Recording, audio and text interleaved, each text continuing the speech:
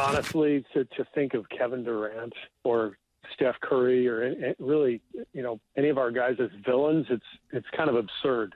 But especially Kevin. I mean, this is one of the most likable people in the league.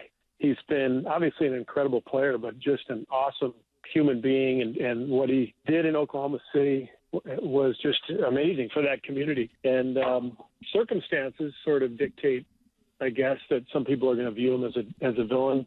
But it's kind of crazy. It's only because, he just decided to go elsewhere to play because he wanted to change the scenery. He wanted a new challenge. More than anything, he wanted to play with our guys. He loves Draymond and Steph and Clay and Andre. He loved seeing those guys in New York. He loved seeing the chemistry that exists, and I think he really wanted to be a part of it.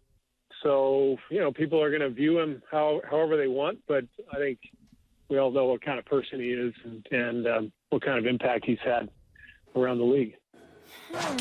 Stephen A., is Kerr right? No, he's not. Steve Kerr is completely wrong. And I say that respectfully because I don't want to come across as somebody that's disrespecting Steve Kerr because I do respect him. I think he's looking at this all wrong. And I think that he's attaching excessive level of cynicism and vitriol to the word villain itself. Of course, Kevin Durant is a great guy. Of course, he's a great basketball ambassador. Of course, he's a good young man who's a tribute and a treasure to the game of basketball. He's one of the top 3 players in the world. He conducts himself with exceptional professionalism, and he's an upstanding citizen. That has nothing to do with you being the villain. What has everything to do with you being the villain is when you've served to upset a lot of people because of the decision that you made. Are you really going to tell the city of Oklahoma City that they shouldn't view Kevin Durant as a villain? Are you really going to tell Russell Westbrook, assuming he feels that way because we don't specifically know, but are you really going to tell Russell Westbrook he should not view Kevin Durant as a villain when Kevin Durant didn't even give him a phone call before deciding to leave for Golden State? And if what Russell Westbrook says is true, he found out on social media and in the press like everybody else. Didn't we view LeBron James at least momentarily as villainous because Dan Gilbert found out on national television like everybody else that LeBron was leaving? If it were not for Dan Gilbert writing that immature, belligerent, juvenile letter to LeBron James upon the LeBron James decision to take his talents to South Beach, LeBron James would have been more of a villain, and it would have lasted more longer than if Dan Gilbert had not, than if Dan Gilbert had not written the letter. So we understand that. You're looking at Kevin Durant. Kevin Durant decided to up and leave OKC. Kevin Durant decided to leave OKC to go to a Golden State Warriors team that had just beaten him in the conference finals. And one of the things that nobody wants to really touch on, we mention it, but we haven't taken a moment to step back, take a deep breath, Max, and really realize the magnitude of Kevin Durant's decision. He's rendered the entire 2016 upcoming NBA season boring. Boring. I'm literally sitting here. You are talking. Do you know anybody who loves basketball more than me? No. I mean, this is the NBA basketball. I have to thank for the illustrious career that I've had. I mean, I'm so incredibly grateful to God. I'm so incredibly grateful to the NBA. I'm so incredibly grateful to the athletes that play in the NBA. They've made my life worth living because I've never felt like I had to work because I'm covering basketball, okay? This man, in one move, has made this the most boring, least intriguing season of my NBA professional career covering the game. Or the most interesting. But let me explain why before I go to you, Max. Literally, let's analyze this. Who can legitimately say that we're not working? I've already made. Do you understand that I already have my hotel reservations and my flight arrangements made for Oakland and for Cleveland? Of course. It's done.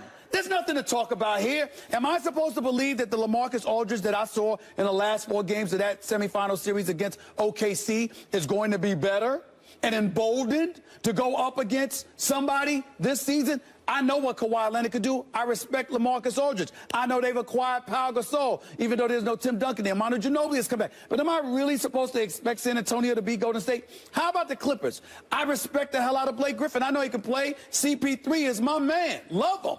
Am I really supposed to believe that if DeAndre Jordan plays in the game, that he's going to shoot better than 50% for the free throw line, and that's going to be enough to offset Golden State? Am I supposed to believe that Mike Conley's $153 million contract is going to enable him to usurp Golden State? I mean, am I supposed to believe that Damian Lillard, who's a stud, and C.J. McCollum with his new max deal is going to be enough to knock off Golden State? Stop it. Of course not. And then in the Eastern Conference, what? Toronto's better because DeMar DeRozan got $139 million? The Washington Wizards are better because Beal got $128 million? The Knicks are going to be better. But am I really supposed to believe that Derrick Rose and Joakim Noah are going to be enough to usurp LeBron James in Cleveland? How about Chicago with D-Wade, Butler, and Rajon Rondo? That's nice, but I'm supposed to believe that a Taj Gibson or a McDermott or somebody is going to derail Cleveland? There's nothing to look forward to here. I have June to look forward to because of one decision. And that one decision by Kevin Durant has so flipped the balance of power in my estimation. It has stripped us of intrigue. That is enough to make you, albeit a friendly, innocuous, harmless villain, a villain nonetheless. Steve Kerr is a 6-time champion. He knows that, no matter what he says. Respectfully. As you say about Steve Kerr, I want to say this respectfully because I don't want to seem like I'm disrespecting Stephen A. Smith on basketball because I respect you. But boy, are you wrong about this. Oh, Lord. I mean, Kevin Durant, a villain? Because, look, when LeBron James went to Miami, he's a villain. Why? Because he wanted to go play with his best friends on South Beach and win championships. That makes him a villain. Kevin Durant going to Golden State, he's a villain. Why? Because he sees a bunch of unselfish players and wants to play in a system where he doesn't have to worry about who takes the last shot and egos and stuff. He could just fit into a system that makes him a villain. Look, you talk about the fact that it ruined this upcoming NBA season. The truth is, we all knew what was going to happen last season. We knew it was Cleveland and Golden State from day one. We could pay lip service. That's not true. Who did you think was going to be knocked out Cleveland and Golden State? You actually thought that San Antonio, you were waiting for the matchup between San Antonio and Golden State. Wait a minute. They were going to go out, though, San Antonio. And you were also waiting for OKC. You were waiting for OKC. OKC was a wild card. Let's put it this way. This is right. You were waiting for that. The Spurs were a cut above, but you knew they were going to lose to Golden State. I grant you, there was at least a wild card in the West. OKC was a wild card. You figure the Warriors to beat them, there's no wild card right now.